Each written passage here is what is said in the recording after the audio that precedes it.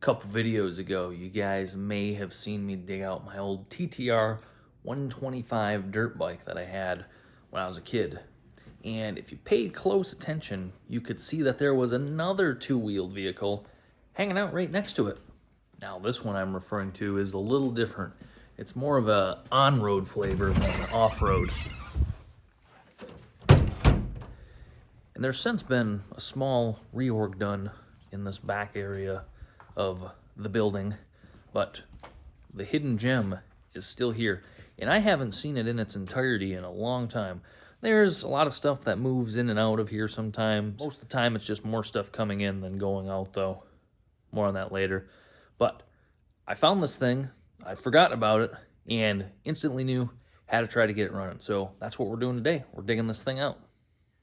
If you look closely, you can see it. It's deep in there, but it's there. I'm going to dig it out right now. 1962 Cushman Eagle. Now, I know less than nothing about 1962 Cushman Eagles, but what I do know is this. There's only a couple things needed to get an engine running. Fuel, air, spark, and a mechanically sound engine. So, history on this thing is my dad got it back in 1998.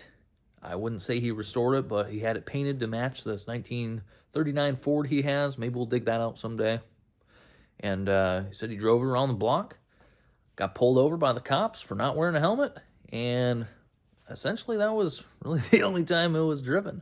It's parked out here, and it's been moved around a few times over the years, but for the most part, it's just been sitting here. Like I said, the TTR was sitting here for 10 years. This was in even farther, and yeah, so it's been here for 10 years. So we're going to get this thing into the warm area and fire up the gas tester 300. Yeah, I'm assuming the gas quality is going to be poor, but we're going to take some stuff apart and see if we can get it fired up. So, got it in the lab, and honestly, this is a really cool looking old bike. Being able to see it in 360 for the first time, and I don't know how long. What's this plate say? 99. Well, I'm gonna look in the tank and see if there's any gas in here. And, well, let me grab a light first so we can see in there.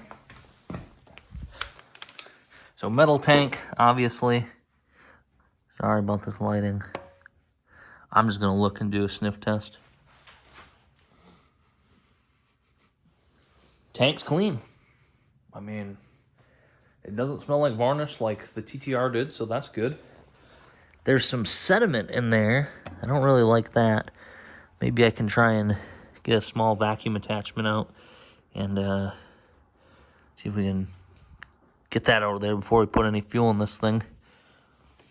Well, did some more inspections, and we decided to check for spark, and it appears that there's no spark, so we're going to do some quick tests to see if we can figure out why.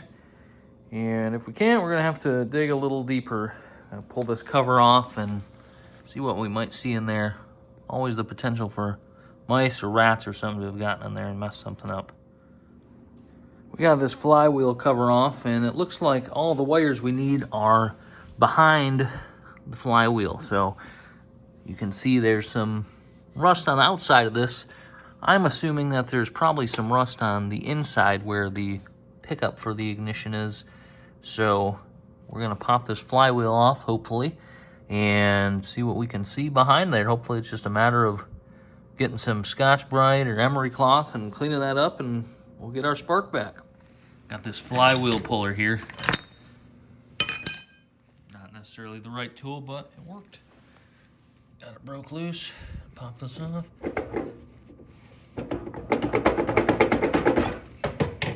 Well, looking at these contacts, especially this one underneath here, you can see a lot of rust buildup on there.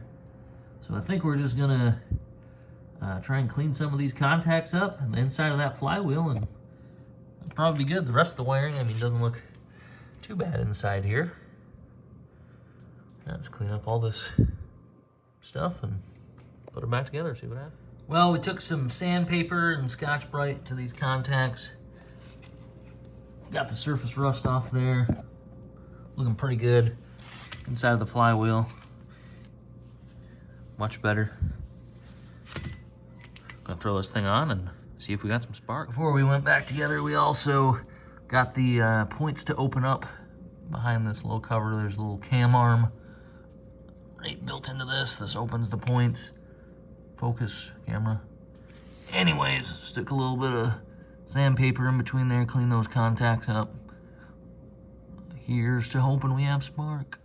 Well, I put it back together, as I said, and tested it and didn't have spark. So after doing some diagnostics and everything seemingly testing okay in the magneto, I actually pulled the points apart and cleaned them. So before I just wedged a piece of sandpaper in there and kind of drug it across the points, this time, or just now, I pulled them out as far as you could and actually ground on them with some sandpaper. So let's see if you guys can see the spark.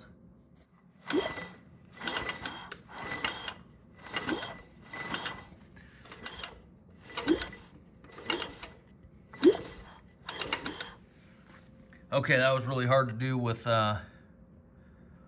one hand trying to focus the camera and spin this flywheel over. But we got spark. I'm gonna run and grab a burger quick, and then gotta vacuum that little bit of sand that was in the bottom of that tank out with the shop vac, and I don't know if it's worth taking the carburetor off or just seeing what she does. I'll think about it after the burger. Well, we've got the flywheel back on, took the air filter off. That's in pretty rough shape, so we're just gonna try and fire it up without that. Put some fuel in it. We have a small fuel leak here. We'll address that later. Just really want to see if this thing's gonna fire up. Got everything hooked up. Gonna try to not get these wires caught in the flywheel when kicking it over, but no guarantees there. So let's see how she does. I think it's out of gear.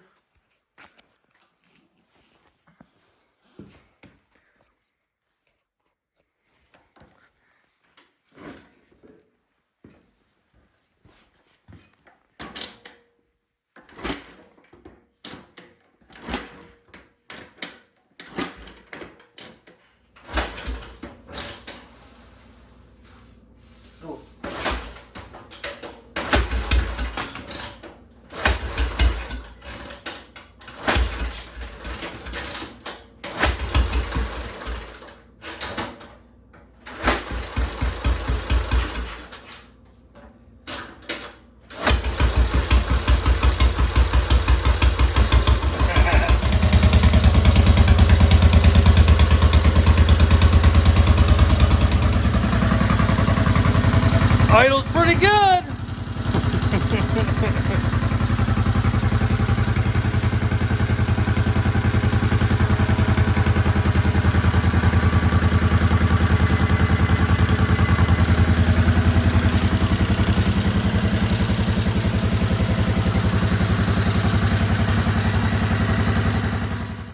Well, we got the side cover back on, and we fixed our fuel leak that was coming from right there. Surprisingly, our local Cushman store was closed at 9 o'clock on a Saturday night, so got some Forma gasket and made our own gasket for that bowl. And it worked great, so no problem there. And we're going to fire this back up and see if it'll idle for a little bit.